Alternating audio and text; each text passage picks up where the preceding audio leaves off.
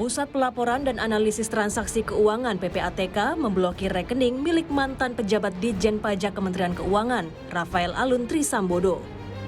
PPATK mendeteksi adanya mutasi rekening hingga ratusan miliar rupiah. Melalui pesan singkat kepada Kompas TV, Kepala Pusat Pelaporan dan Analisis Transaksi Keuangan PPATK, Ivan Yustiavandana, menyebut lembaganya telah memblokir puluhan rekening milik Rafael Alun, keluarganya, dan pihak-pihak yang terkait dengannya. Soal rekening dan jumlah transaksi yang diblokir, Kepala PPATK bilang, ya, semua pihak yang terkait, individu dan badan hukum, ada lebih dari 40-an rekening, ratusan miliar mutasi rekening yang terdeteksi.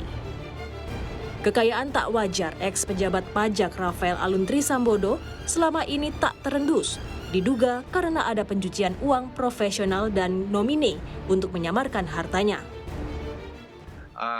Itu praktek yang sering dilakukan oleh penjahat. Oleh karena itu, kalau seandainya KPK bisa menelusuri dengan baik dan bisa mengetahui bahwa ini benar-benar dimanfaatkan oleh dia, tetapi menggunakan nama orang lain, itu sudah jelas bahwa ada niat jahat di situ untuk mengelabui. Penelusuran PPATK menemukan harta kekayaan mantan pejabat pajak Rafael Alun Trisambodo lebih banyak dari laporan LHKPN. Kasus ini kini dalam status penyelidikan oleh KPK. Tim Liputan, Kompas TV.